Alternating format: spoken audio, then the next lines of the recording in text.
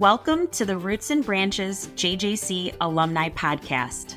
As the nation's first community college, JJC has played a key role in shaping America's higher education system. Our rich and beautiful history reaches more than a century into the past, forever connecting generations of alumni. I'm Jen Davis, Annual Giving and Alumni Relations Manager, and I will be your host. In each episode, we'll sit down with different alumni to uncover their most cherished memories, hear their inspiring tales, and get their hard-earned wisdom for future wolves.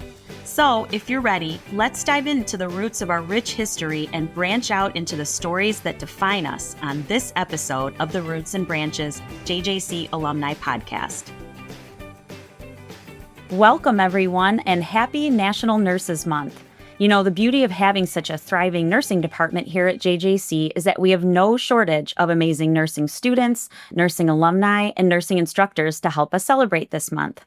But choosing who I wanted to be on this May episode was actually pretty easy. This mother-son duo were two of our very first guests on our Roots and Branches video series, and I just feel like we barely got to skim the surface of their fantastic stories. So without further ado, please help me welcome alums Michael Taylor, Associate Professor of Nursing here at JJC, and Sarah Taylor, who's retired nurse from St. Joe's Hospital. Michael, thank you so much for being here. Thank you. Glad to be here. Thank you. And Sarah, thank you. Oh, thank you. Good to see you, Jen. It's really fun to have you both back. I felt like when we did our Roots and Branches interview together, there were so many things that were afterwards that I thought, I wish I would have asked more about their travel nurse experience. And I wish I would have gotten to know more of Sarah's story about her time here. And so when National Nursing Month came up and I started thinking about who I wanted as guests, I thought, well, this is my chance to get you both back. And it's such a fun story, this generational story between the two of you, both coming out of our nursing program, both working. And now Michael is a professor here. So it's a wonderful story. Now, I like to begin all of this by kind of taking us back in time and talk a little bit about your time at Joliet Junior College. So, Sarah, I want to start with you because last month we've celebrated Community College Month and we're reflecting back on so many of our alumni stories. And the thing that I hear all the time is that people chose community college because they were not at a traditional age, or they were starting in a place where they had other outside responsibilities, and community college gave them the flexibility to do that. So tell us a little bit about your story and why you chose to come here. Well, I was a late bloomer. Actually, I had gone to college right out of high school, but was really unsure what path I was going to take. And so I ended up just going away to college, coming back and finishing up my associate degree, just general at JJC. And then my boys were both born. Michael was in kindergarten and my oldest son, John, was like in second grade. And I was talking to a friend who had gone back to school after she had 3 kids. And she was telling me about this great nursing program at JJC. And I'm like, I might like that. My aunt was a nurse at Children's Memorial for 40 years. My cousin was a nurse at Swedish Covenant. And I'm like, maybe this is what I'm going to do. So just started getting it all together. I only had 2 classes I had to take to get my prerequisites out of the way. So I did that at the Quonset huts at JJC way back when. Wow, you're going back.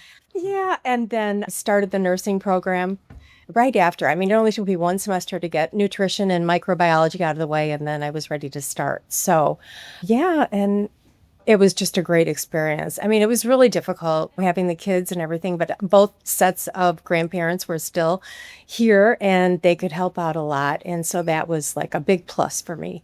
And I was able to go to JJC, I mean, because it was like, here you have a family and you're just like, how are we going to do this? But I heard about these scholarships they had. So my whole schooling was done by scholarships. I wrote letters and I got all the scholarships that I needed to complete my nursing program. So it was great. Yeah, our nurses are so fortunate here. We have such a robust scholarship program, especially in the focus and concentration of nursing and all that there is to offer. That's amazing. I didn't even realize that you were one of our scholarship recipients. That makes the story even more fun. I was. Yeah. So you're going back to school. You've got 2 kids, juggling it all. It wasn't easy, but yeah. And I was able to get through the program, and I was able to work as a student nurse during the summertime at Silver Cross on the floor. And so that was really a neat experience. And then shortly after, of course, the following year, I graduated and I got hired at Silver Cross and started on the med-surg floor. So that was where I started my nursing career. And then shortly after that, went to home health because it was just so great back then. I mean, you didn't have pagers, you didn't have phones, nothing, and you could just go do your visits and come home and be with your kids for the day. I mean, it was great. And I did home health for several years. It had changed throughout the years, but I did that several years. So you would actually just go visit your patients at their home? Yeah, it was a lot of teaching, and it was just, yeah, you go and visit them at their home. You're like the only person some of these older people might see all the time for the whole week. So you're like their communication to the outside world. And it was just, I loved doing it because you really mattered to them. And you were the eyes and ears for the doctor. You went into the home and you did everything. You did IVs, blood work, dressing changes, teaching, whatever needed to be done. You were there and you reported back to the doctor with everything. So I love home health. You seem like somebody that would have just been wonderful. This is something you have in common with Michael. It's just you too, and the way that you care. I can just hear it when you talk about it, that you would have been such a wonderful person to have come into the home and take care of people. So that's so fun. Michael, I need to know your story now. We need to know how you decided. I mean, was some of it because, your mom went there and had a great experience, or did you choose JJC just on your own? No, absolutely. When I started my journey towards nursing, I knew that I wanted to go to JJC for sure.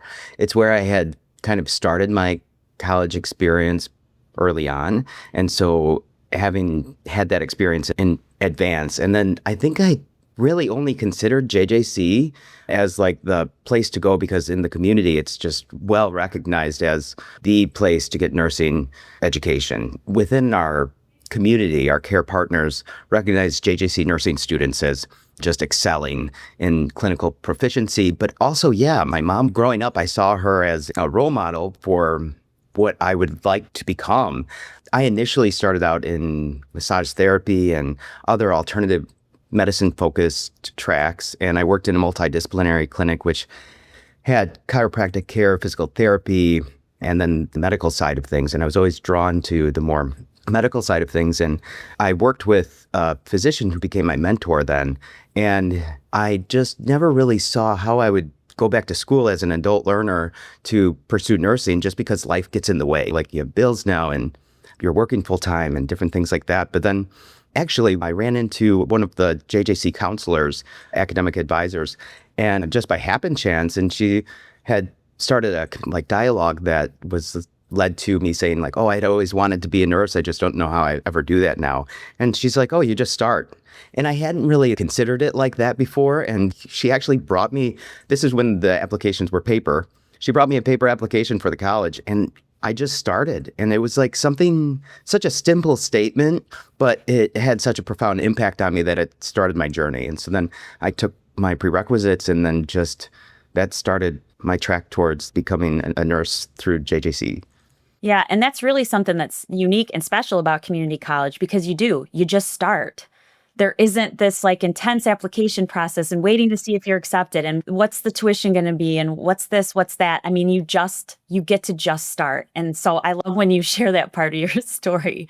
Well, and it's kind of funny too, because even how I got led towards massage therapy, which was I really loved the mind, body, spirit connection and just a holistic care perspective that you're more than just this physical body that needs to be managed, but you have an emotional self or a spiritual self, or just there's different aspects of being. And so, but that all started at JJC too, because I was kind of unsure which direction that I wanted to go to, because I was torn between going towards a business track or towards pursuing many different options. And so JJC at the time offered what's called a strong test. And it's a test that's not based on what you're good at, but it's based on your likes and dislikes.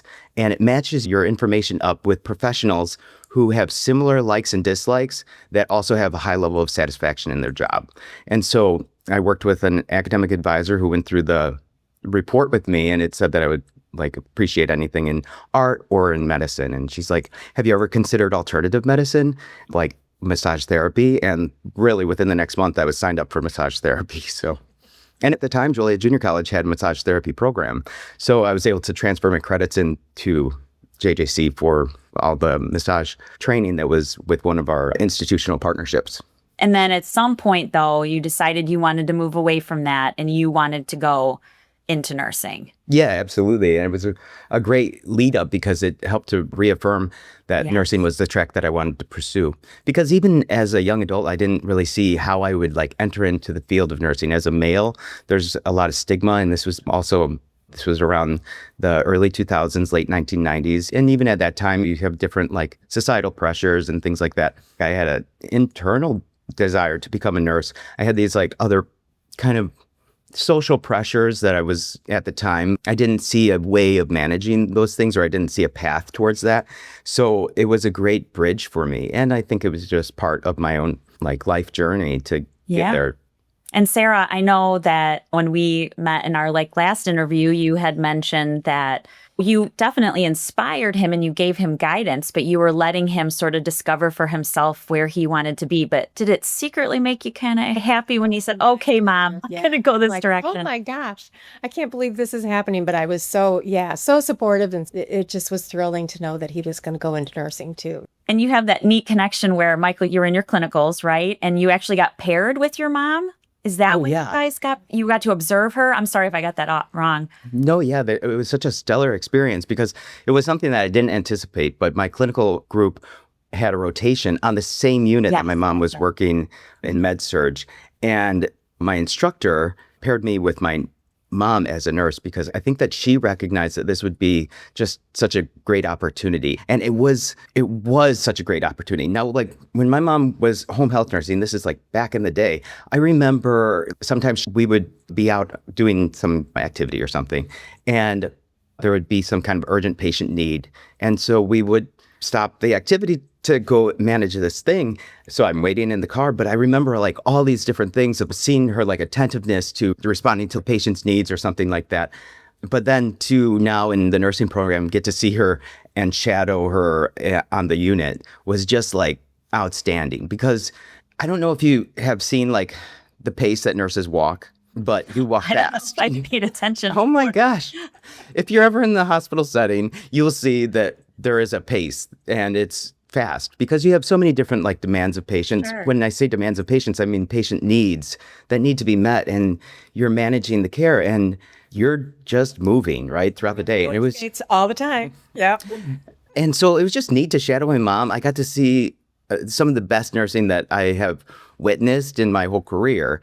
And it's like, I think it's easy in nursing to get like really task oriented because there are so many different patient needs that have to be met. And you're constantly employing your nursing judgment and critical thinking to prioritize that care and distribute the care in the way that it needs to be for your patient load and your patient team. But at the same time, if you just get into that task-oriented mindset, you can kind of miss the human connection component or the power and impact that like compassionate care can have.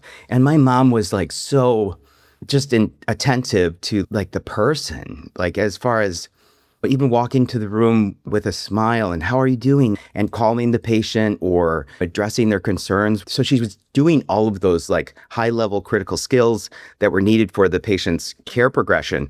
But at the same time, just bringing just that like compassion or just that caring spirit. So I think it really resonated with me as a person too, because I had that like whole person perspective leading into the nursing program too. And it continues to inform my practice. Like that opportunity to get to shadow her on the unit, it's like this bookmark in my own nursing journey. And it's led me to kind of like gravitate towards other nursing theorists like Gene Watson, who developed the theory of human caring, which is basically a philosophy for care that incorporates all of that critical nursing skill, but also recognizing that there's place and an important role of like loving kindness within your like care provision, creating space, focusing on the transpersonal connection between the nurse and the patient. And that just as the patient is transformed from the caring experience, so too is the nurse. So it's an opportunity for your own ongoing development. It was just an awesome experience. Yeah. And so you got to see what your mom was doing as a kid. You got to watch the kind of care provided. Then you got your shadow experience where the two of you got to work together in that setting. And that wasn't where it ended. You two also got to become traveling nurses and spend some really quality time with each other. So Sarah, I want to talk, I believe that was the travel nursing experience something you initially brought up that you wanted to do? Yeah, I'd been nursing for quite some time, and you start to think, okay, well, what more is there? What else am I going to do? I've done med surg, went to home health, came back and learned med surg, on the floor again, which had all changed. And then in my back of my head, I either wanted to be a flight nurse or a travel nurse. And so I'm like, travel nursing, that'd be awesome. And one of the girls on the floor had just gone to California to be a travel nurse. So Michael and I would talk all the time about where our careers were going to take us. And I said, that's on my bucket list. I really want to do California. I want to be a travel nurse. And he goes, well, let's do it, Mom. I'm like, oh my gosh. He had only been a nurse for a year in ER at St. Joe's. And it was like, oh, well, let's see if we can do it. So we got signed up with the travel agency. And we flew to California, got our fingerprints all done. It was quite a process getting the license. And then it was like, we just told our families, going to go. We were gone for almost 18 months. It was like the most awesome experience to see how nursing is on the other side of the country, which is totally different from here. Yeah. And in what ways? Like, what was that experience? What did you get to do while you were out there? Oh, the nurses were just, there was a whole different aura around them. They were very happy about their jobs because they had so much help in their jobs. They had break nurses. They helped each other constantly. It was like I got to work 4 8-hour shifts. It was like you never heard of that. Here, you had to work 3 12-hour shifts, and that was that. You don't get breaks and lunches and things like that. You just kind of work and get what you can. But out there, it was a whole different experience. It was just like you were in a whole different place, and you got to do fun things all the time. We loved to go to the ocean and hike and through the forests, and it was just the most wonderful experience I could ever imagine. We even flew to Hawaii for a weekend. It was just so neat. Once in a lifetime. Time of our lives. Yeah, Michael said that when you were out there, that some of the fun of being there is not just all the incredible work you got to do in the nursing field, but just also the quality time and getting to see that part of the country, and that you two could do things on your off time together. Michael, did you love that experience too? I think you said that it was like one of your best experiences as a nurse. Oh, absolutely. And like for the record, we did invite our family to come. Came out. Yeah. Oh, yeah. And even to like come from the start, we invited our families, but they had other life responsibilities that they were managing at the same time. And so whenever there was opportunity, they did come out, and then we would get to go on these different family travel events too. But yeah, it was like the experience of a lifetime. I love nature, so I love like being in the outdoors. I love the ocean. In California, we were in the Northern California region. And so in that area, you have like these rolling green hills of Pleasanton, California, where there's so many different like wind power turbines that just, it's like out of a storybook as you're going towards from the Sacramento area or towards San Francisco. And then you come in and you're close to the mountains if you go towards the west from Sacramento, and if you go towards the east, sorry. And if you go towards the west, then you like go towards San Francisco. Once you get into the Bay Area, you have Mount Tamalpais, which is like near Muir Woods, which is these huge redwood trees. And the expanse of their like tree base is just enormous. And these like giant trees have been there for just such long periods of time. So you really connect with like these different things. And then you have like Half Moon Bay, which is like this like beautiful like ocean scene right on the cliffs. And that was a regular trip. Let's head to... that's just what we did after work today. It's just like things that you haven't heard of. And speaking to what my mom had said about how things were different in California. In California, they have different like mandates for patient ratios, and just those types of things that have been instituted allow for staffing to be different. And staffing really does play a big role in the experience of your professional career, right? If you have space basically to really have that daily self-care, which means like having that space to really go on a fully relieved lunch where someone is taking over the care for your patient team and the care is being provided while you're on break or whatnot, then you can go on lunch and not be concerned that you taking a lunch is just like taking away from the care experience for the patient. Because when there isn't that like extra nurse to take over and relieve you for break, then it's difficult to take a lunch when you know that no one is going to be actually covering you. Yeah, in the way that is providing care in a timely, ongoing manner. It doesn't mean that like that if you're working in Illinois, that if you take a lunch that your patient isn't being cared for. Not at all. It's just that if you don't have a nurse that it was a different experience, because in California you knew that you had the break nurse that was like providing the same level of care that you would be providing, not that there's a time delay between the care that's being continued. And she's hired just for that. I mean, that's all she did all day was give breaks. And when people went to lunches and things like that, you just give her a quick, she would just go right into your chart. She knew everything. It was just like, it was the best experience. I mean, everyone was so supportive and always in a good place. And I just can't explain it. And I think it just has a lot to do with where they were working too, because I mean, of all the areas that they could pursue their own personal life and get fulfillment that way, and then bring that happiness to work. You know what I mean? So yes, it's just really neat. Do you think that staffing is one of the biggest challenges in healthcare? Do you find that just the support you have? Both of you have worked in that hospital setting before, and do you feel that just makes a huge difference in the care that even you're able to provide? Definitely. Yeah. And I mean, I was a float nurse right before I retired, I was a float nurse, but I mean, you would start 4 hours on one unit and then they go, oh, we're short staffed over here. So then you have to give up that whole unit, go to another unit. Oh, and then maybe in a 12-hour shift, you'd be 3 different units. And it was just no continuity of care. And I know that's what a float nurse does, but it was just so difficult, really so difficult.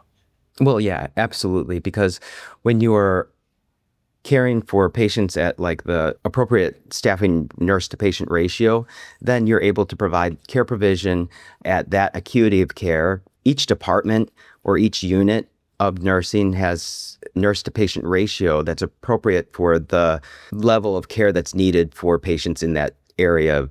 For instance, med-surg or ICU. ICU or a critical care unit requires more focused care. So the nurse to patient ratio needs to be limited so that you're able to provide the level of care that's needed. Whereas on a med-surg unit, the acuity of care is decreased, so you're able to take on more patients and provide and meet all of the care requirements and needs of those patients safely. When you increase the nurse-patient ratio beyond those kind of like appropriate limits, a nurse taking on more patients, then you're increasing like I think I remember reading a research that had demonstrated that for every patient that is added beyond the like set ratio or the appropriate ratio for that level or acuity of care, the risk of mortality or death of one of those patients increases, right, on your patient team. So knowing that that's just because, the staffing.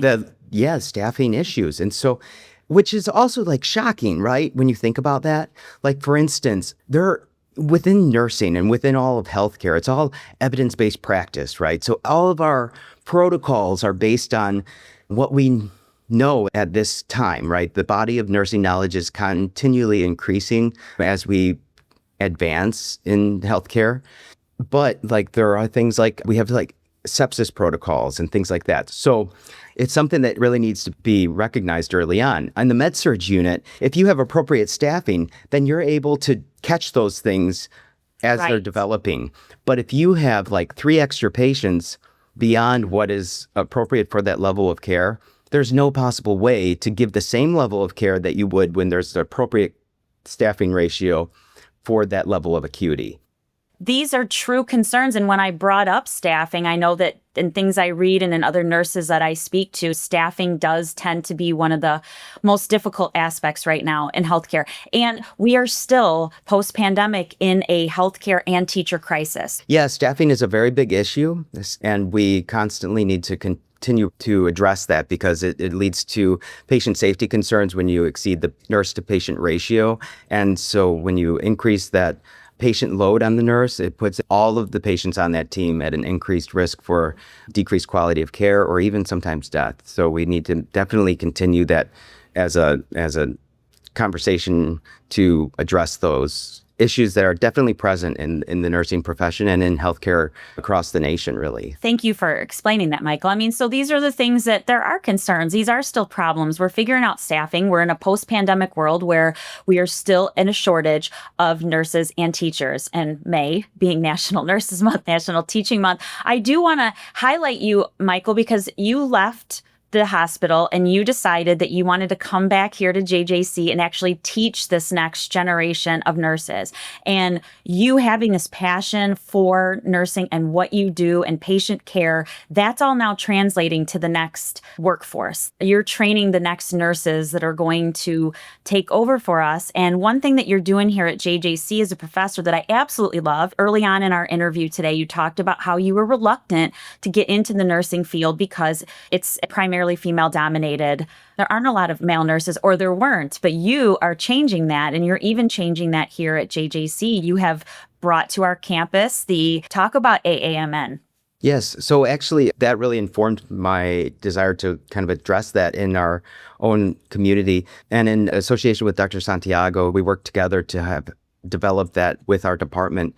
It is a program or a student group that is associated with a national organization, so the American Association of Men in Nursing, and we have a Joliet Junior College chapter.